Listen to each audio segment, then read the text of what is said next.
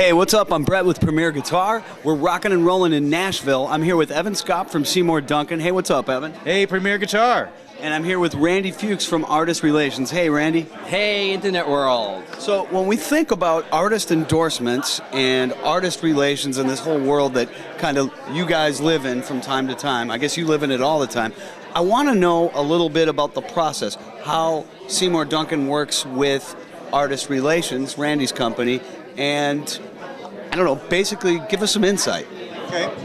Well, first of all, it's really important for a company like Seymour Duncan to be working with artists, and not just artists, but with the best artists that are going to represent our product the right way, and the best artists that we can work with to help get the best tone. So usually that is handled by a person in the marketing department of a gear company like Seymour Duncan. What we've done is we've outsourced our artist relations to Randy's firm, which is called, oddly enough, Artist Relations. Now what we've done is by outsourcing, we've taken what is generally performed by one person in a company, and we've given it to a whole team. Randy has a whole office of people, and we're able to give them assignments that would be tougher to do with one person in an overworked AR department at a gear manufacturer.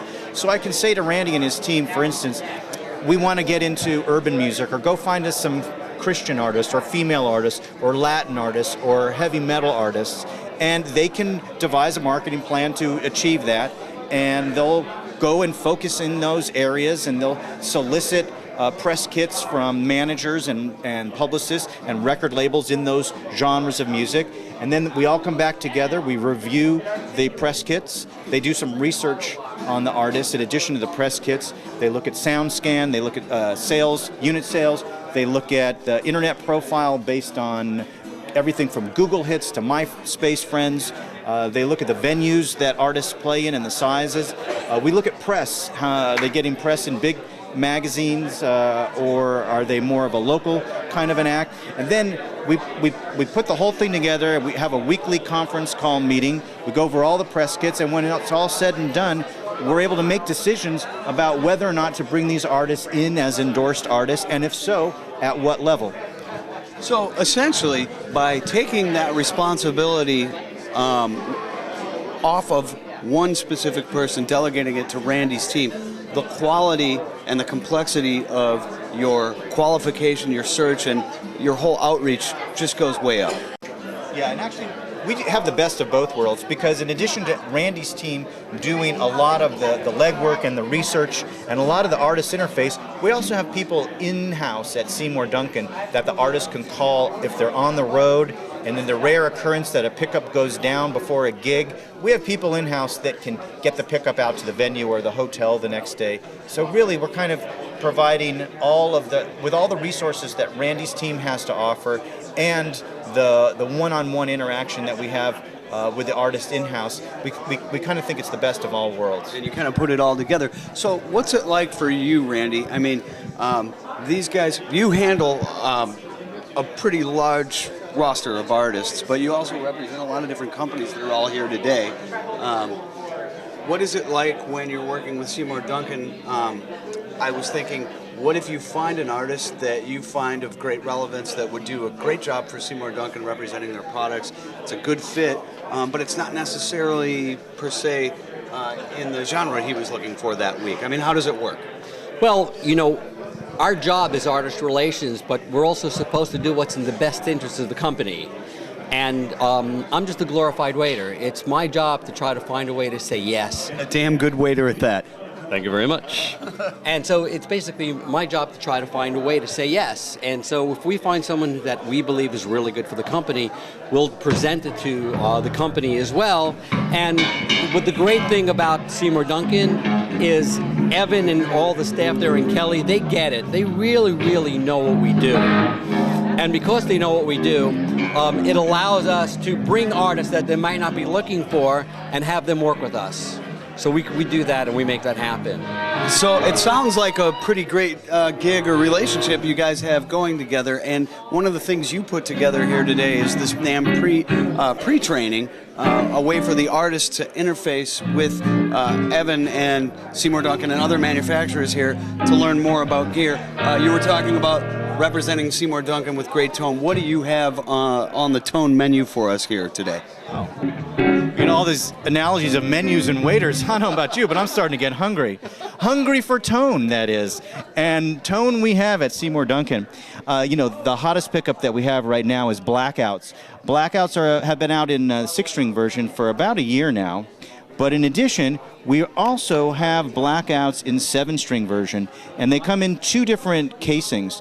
This is a casing that is a direct replacement for the EMG 707, and we call that our Phase 2. We also have the Phase 1 version, which is a direct replacement for passive 7-string pickups, like those offered by Seymour Duncan. Speaking of Seymour Duncan, Seymour Duncan's Guide to Pickups DVD is now out, and it's available.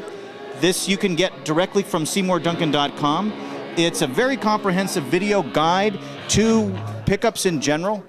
Talks about matching pickups with woods and how to get the right pickups in your guitar so that you can get tone that sets you apart. There's also a segment where Seymour himself shows how to install pickups in a guitar. There's a factory tour, there's artist interviews, there's a discussion with Seymour and Kathy Duncan, the founders of the company, on their values and their mission and how they got started. And it's very interesting, and it's available from SeymourDuncan.com. Did you know that Seymour Duncan is not just pickups anymore? No, in fact, we've branched out into stomp boxes, and we've done it in a big way. Here's some of the stuff we're showing here at Summer NAMM. If you look right into the center of the board, you see the brand new Power Grid. This is a all-out, balls-out distortion pedal. It's got just about 100 dB of gain. That's enough for you, me, and the kid next door. It also has 3 bands of active EQ. Now, when I say active EQ, it's not like rolling off the tone on your guitar. Active EQ means that for each of the bass, mid, and treble, you can not only boost the frequencies, but you can cut the frequencies. It gives you the absolute best control over your tone, and it is available now. It's shipping, and it is the Power Grid, the SFX08. Next to it, you see the Shapeshifter. This is also a brand new pedal. It is a tap tremolo pedal. It has a 100% analog signal path, but it's got a digital brain that allows it to do things that normal true bypass analog tremolo pedals could not do, like tap control and changing the waveform, the shape of the wave, and expressing your tremolo in either a 1-to-1 ratio, 2-to-1, 3-to-1, also known as triplets, or 4-to-1, which would be 16th notes. I could tell you about this thing here that says Blue Mod #1 prototype, but then I'd have to kill you all, and I don't have the time to do that. So stay tuned for Winter NAMM 2008, and you'll hear more about that.